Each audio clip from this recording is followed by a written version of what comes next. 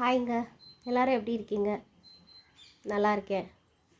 ரொம்ப நாளாக மனசுக்குள்ளே அப்போக்கப்போ நான் எனக்குள்ளேயே கேட்டுட்ருக்க கேள்விகள் நிறைய இருக்குது. அதை இன்றைக்கி வெளியில் கொண்டுட்டு வரணும், கேட்கணும்.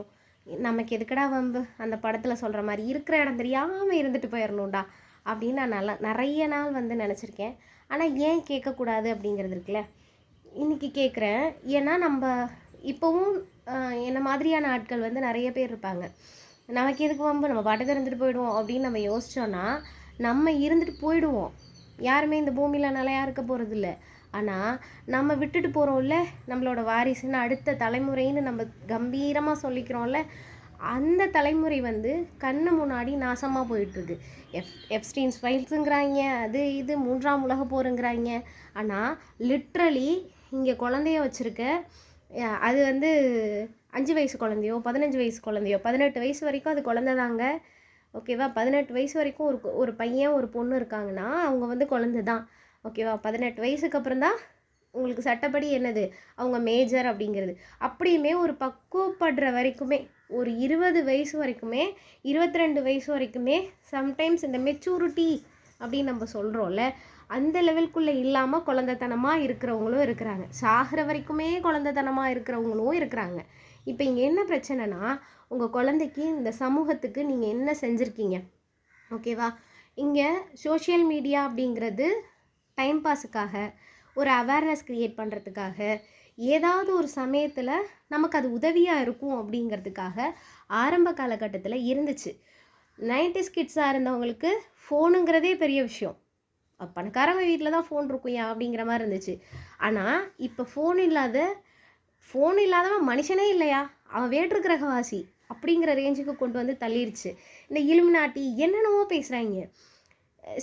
இங்கே இலுமினாட்டி அப்படிங்கிறது ஒரு சாத்தானோ பேயோ வச்சு இவங்க அப்படி ரகசிய பூஜை வழிபாடு.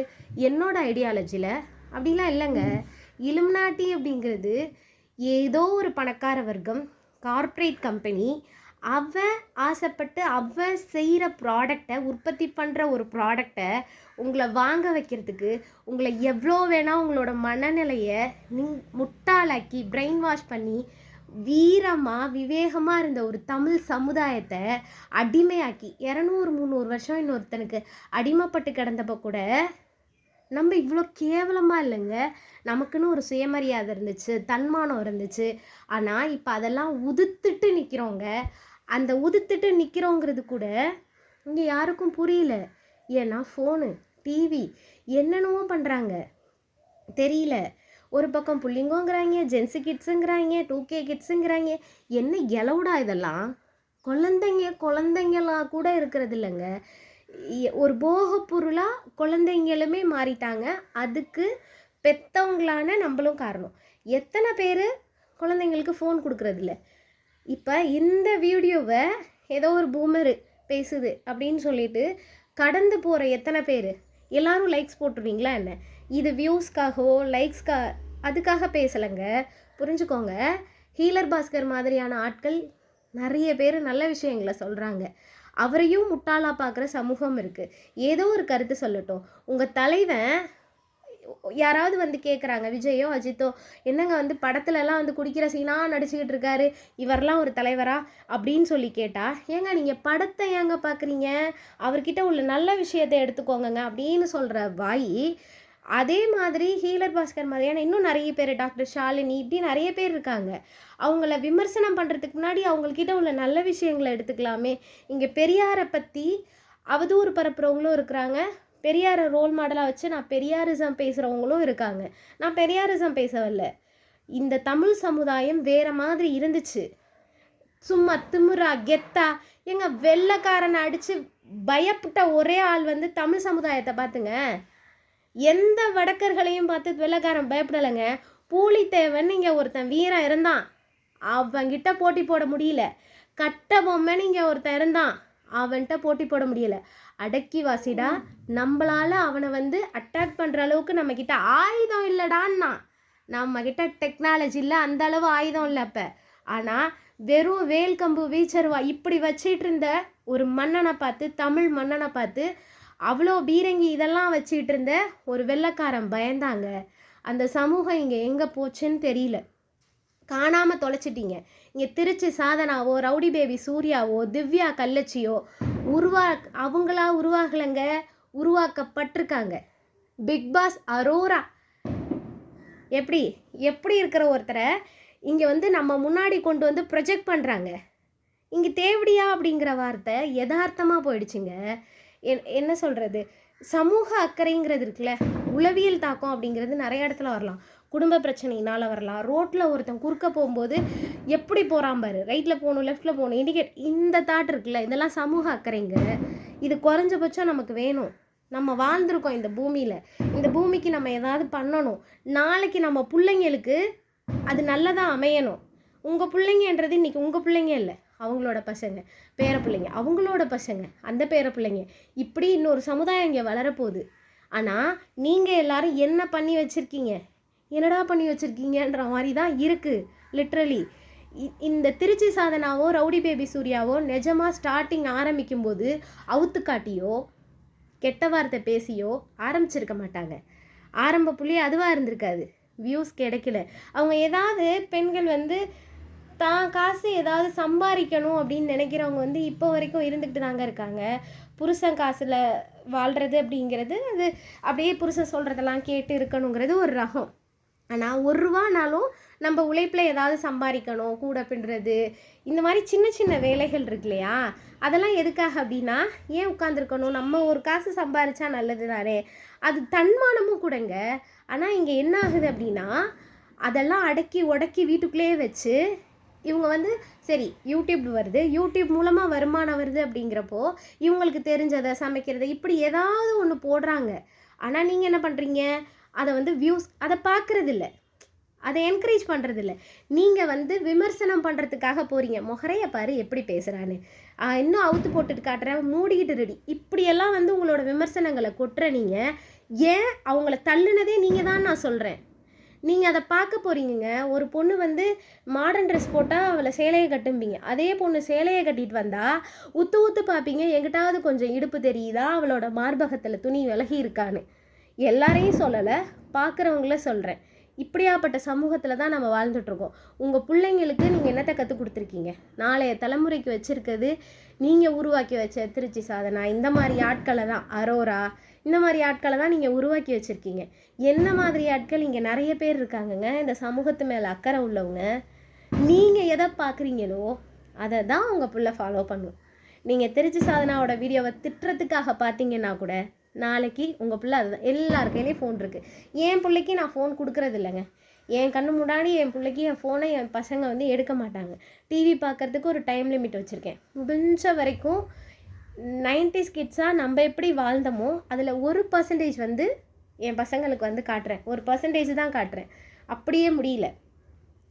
அதனால் தயவு செஞ்சு சொல்கிறேன், இங்கே ஒரு தலைவரை தேர்ந்தெடுக்கிறதுக்கு கூட தெரியலைங்க.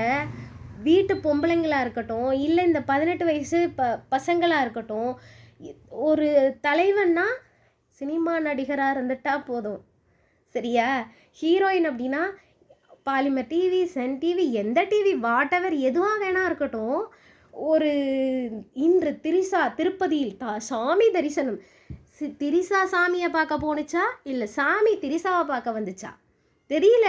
நாளைக்கு வந்து தலைப்பு செய்தி இப்படி கூட வரலாம், திருப்பதி சாமி என்று திரிசாவை பார்த்து தரிசனம் செய்தது வரலாங்க. இது நியூஸா? இது நமக்கு தேவையா? எதுக்காக இதை காட்டணும்? அவங்க போடுற மேக்கப் கிட்டு, அவங்கள மாதிரி நம்ம வாழணும், அவங்கள மாதிரி வீடு வேணும், அவங்க என்ன பண்ணுறாங்களோ, லிட்ரலி மீடியாவுக்கு போகிறாங்கன்னா நம்மளும் விபச்சாரம் பண்ணணும். வேறு என்னங்க பண்ணுறாங்க மீடியான்றது? எல்லாரும் உடம்பு விற்கிறது இல்லை, ஆனால் உடம்பு விற்காமல் அங்கே யாரும் இருக்கிறது இல்லை. இதுதானங்க நிதர்சனம். பெரியாரை தூட்டுற மண் இப்போவும் பெரியாரை ஒரு பக்கம் திட்டிக்கிட்டு தான் இருக்காங்க, ஒரு பக்கம் புகழ்ந்துக்கிட்டு தான் இருக்காங்க. காந்தியை பற்றி ஏன் யாருமே பேசுகிறதில்ல? காந்தியோட ஒரு பக்கம் இருக்குன்னா காந்தியோட மறுபக்கம் இருக்குல்ல. உங்கள் பொண்ணுங்க இருக்காங்கங்க, காந்தி முன்னாடி அம்மனமா படுன்னு நீங்கள் சொல்லுவீங்களா? அப்படி ஒரு தலைவனை நீங்கள் ஏற்றுக்குவீங்களா? காந்தியை பற்றின ஒரு விஷயத்த இங்கே யாருமே வந்து பெரியார் அப்படி கழுவி கழுவி ஊற்றுறவங்க, நீங்கள் அதையும் பேசணும்ல, தேச தந்தைன்னு சொல்கிறவரை பற்றியும் பேசணும்ல. இந்த வீடியோவை முதல்ல நான் கொடுக்குறேன், அப்லோட் ஆகுமா இல்லை காப்பிரைட் வருமா, எனக்கு இதெல்லாம் தெரியாது. ஏன்னா இங்கே நான் என்ன பேசணுங்கிறதே ஏதோ ஒரு கார்ப்பரேட் கம்பெனி தான் தீர்மானிக்குது. என் வீடியோ வரணுமா வேணாமா, பாப்புலர் ஆகணுமா ஆகக்கூடாதா, இதையுமே ஏதோ ஒரு கார்ப்பரேட் கம்பெனி தான் தீர்மானிக்குது. ஓகேவா? இதை நீங்கள் தள்ளிட்டு போகிறீங்க அப்படின்னா உங்கள் தலையெழுத்து தள்ளிட்டு போகிறீங்கன்னு அர்த்தம். அவேர்னஸோடு இருங்க.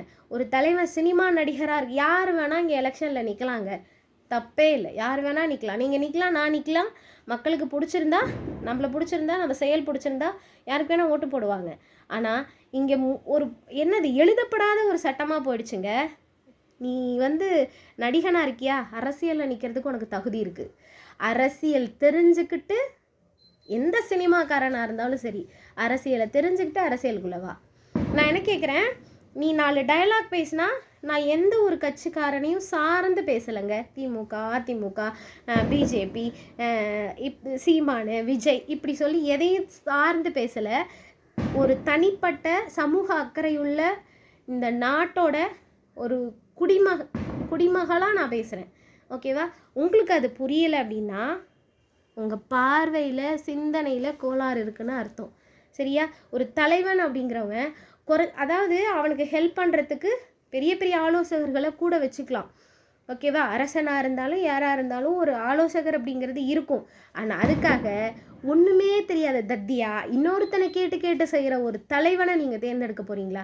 கான்ஸ்டியூஷன்னா இங்கே எத்தனை பேருக்குங்க தெரியும்? அரசியல் அமைப்புனா உங்கள் தலைவனுக்கு அது தெரியுமா? என்னைக்காவது கான்ஸ்டியூஷன் ரிலேட்டடாக அவர் மனப்பாடம் பண்ணிட்டு ஒப்பிக்கிறது இல்லைங்க. இது ஒன்றும் சினிமாவோட பேப்பர் கிடையாது. ஓகேவா? அந்த ஸ்டோரி அப்படியே மனப்பாடம் பண்ணிவிட்டு டயலாக் ஸ்கிரிப்ட் படி நம்ம பேசி நடிக்கிறதுக்கு இங்கேருந்து இங்கே வரணுங்க. ஓகேவா? அரசியலமைப்புனா என்ன, அது எதுக்காக, மக்கள்னா என்ன, பாராளுமன்றம்னா என்ன, சட்டமன்றம்னா என்ன, லோக்சபா என்ன, ராஜ்யசபா என்ன, பட்ஜெட்னா என்ன, எக்கனாமிக் சர்வே என்ன, ஸ்கீம்ஸ் என்ன, வேளாண்மைனா என்ன, உழவர்கள் எவ்வளோ கடன் வாங்குறாங்க, நாடு எவ்வளோ வரவு செலவு எவ்வளோ பற்றாக்குறையில் இருக்குது, டெஃபிசிட் என்ன, இப்படி ஒன்றையும் ஒருத்தன் பேசும்போது புள்ளி விவரத்தோட அவன் மைண்டில் வச்சுக்கிட்டு பேசணும். பேப்பரில் எழுதி வச்சோ மனப்பாடம் பண்ணியோ. நான் எனக்கு இங்கிலீஷ் தெரியும், ஃப்ளூயண்ட்டாக பேசுவேன்னு டசு புஸ்ஸுன்னு இங்கிலீஷில் 4 வார்த்தை என் தலைவன் எப்படி பேசுகிறான், அது இல்லைங்க. தலைமை மக்கள் யார், அவனுக்கு என்ன செய்யணும், நலத்திட்டம் என்ன, ஓகேவா? சமூக மேம்பாடுன்னு ஒன்று இருக்குது.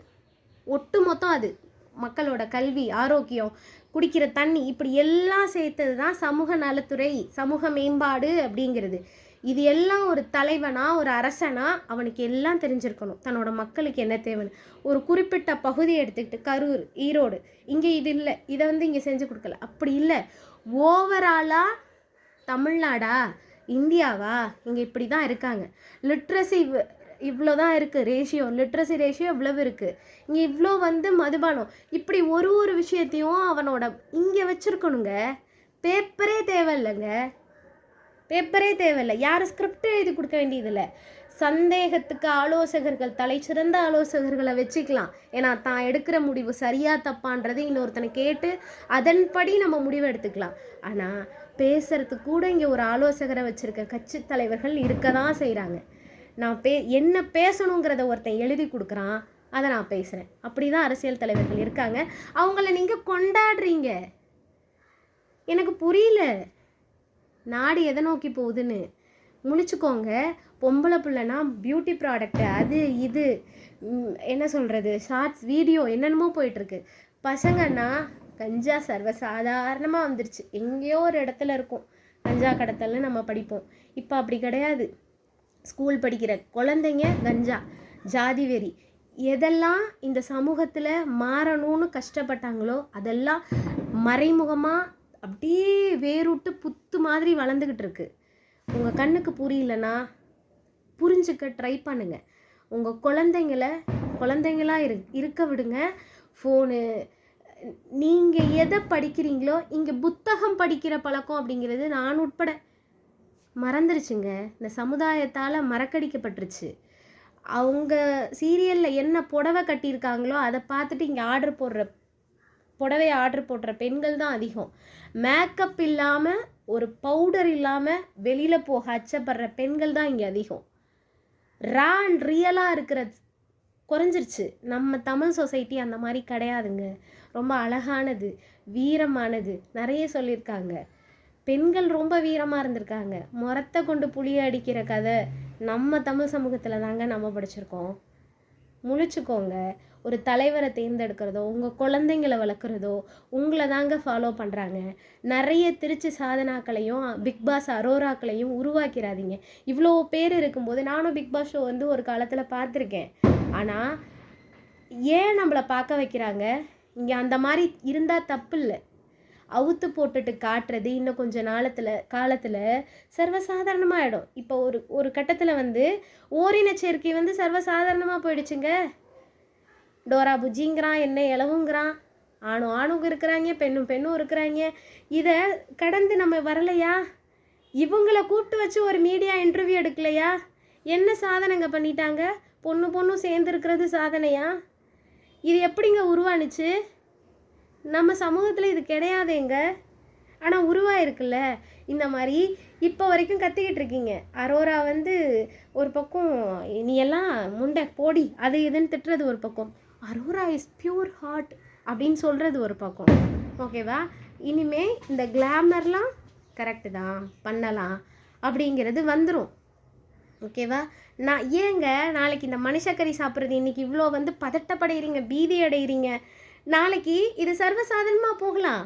குழந்தைங்களை பாலியல் தொந்தரவுன்னு இப்போ சொல்கிறோம்ல, குழந்தைங்க கூட படுக்கலாங்கிறது சர்வசாதாரணமாக மாறலாம். ஓகேவா? அதனால் முழிச்சுக்கோங்க. முடிஞ்ச வரைக்கும் ஷேர் பண்ணுங்கள். கோவத்தோட, இந்த சமூகத்து மேலே இருக்கிற கோவத்தோட உச்சம்தான் இந்த வீடியோ. உங்களால் இதை ஏற்றுக்க முடியல, நீங்கள் என்ன பூமர்னு சொன்னீங்கன்னா நீங்கள் வளர்ந்த விதம் தப்பு. இல்லை நான் பேசினது சரின்னு எத்தனை பேர் நினைக்கிறீங்களோ அதை உங்கள் லைக்ஸ் மூலமாக நான் பார்த்துக்கிறேன்.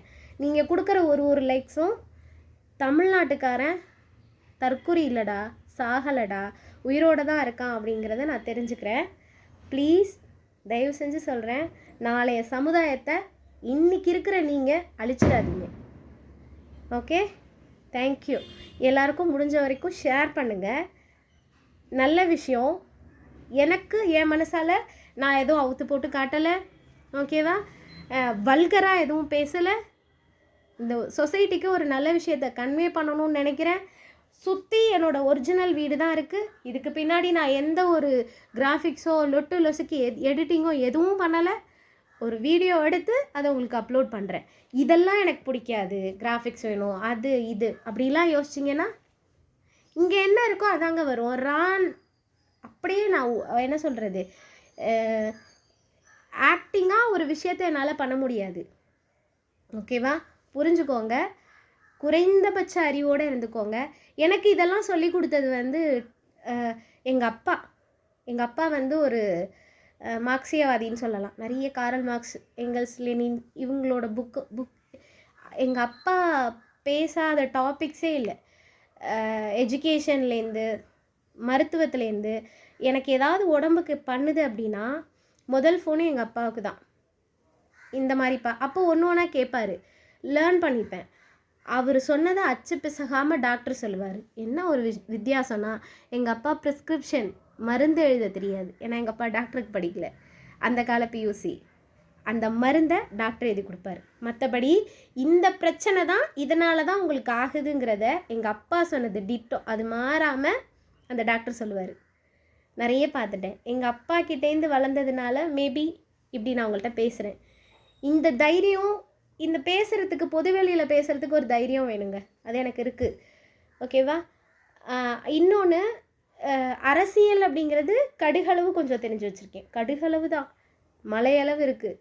இன்னும் படிக்கலை. அதுக்கு நான் நிறைய புக்கு படிக்கணும்.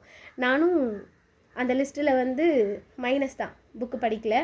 பட் இந்த டிஎன்பிஎஸ்சிக்குள்ளே வந்ததுக்கப்புறம் மறைக்கப்பட்ட வரலாறு அப்படிங்கிறது நிறைய தெரிஞ்சுக்கிட்டேன். நிறைய படிக்கும்போது, கூகுளில் தேடி தேடி தேடி சர்ச் பண்ணி படிக்கும்போது நம்ம படிக்கிறதெல்லாம் பாதி பொய்யா இருக்கேடா, வேறு வழி இல்லை. டிஎன்பிஎஸ்சி ஃபேக்கல்ட்டி, நான் வந்து ஒரு டீச்சர், ஒரு கிளாஸ் எடுக்கிறேன். ஆனால் சில இடங்கள்ல மனசை கட்டுப்படுத்திக்கிட்டு தேசத்தந்தை தான் என்ன பண்ண, அப்படி தான் இருக்குது, படிச்சுட்டு போய் தொலைங்கடா அப்படிங்கிற மாதிரி சொல்கிற மாதிரி இருக்குது. ஸோ டிஎன்பிஎஸ்சி வந்து படித்து நான் பாஸ் ஆனனோ இல்லையோ, 4 பேருக்கு அடுத்த தலைமுறைக்கு நீ என்ன பண்ணணும், ஜாதி மதத்தை தாண்டி உன் பிள்ளைக்கு நீ என்ன கொடுக்கணுன்றதை நான் சொல்லி கொடுத்துருக்கேன். அதில் கர்வப்பட்டுக்கிறேன். நான் அரசியலை கடுகளவு தெரிஞ்சுக்கிட்டேன், அதில் நான் கர்வப்பட்டுக்கிறேன். பாஸ் ஆகிறேன், ஃபெயில் ஆகிறேன், எனக்கு நீ என்னவா வேணால் நீ என்னை எடுத்துக்கோ, எனக்கு பரவாயில்ல. பட் இது வந்து கொஞ்சம் விளங்கியிருக்கு டிஎன்பிஎஸ்சியில் படிக்க போனதுனால.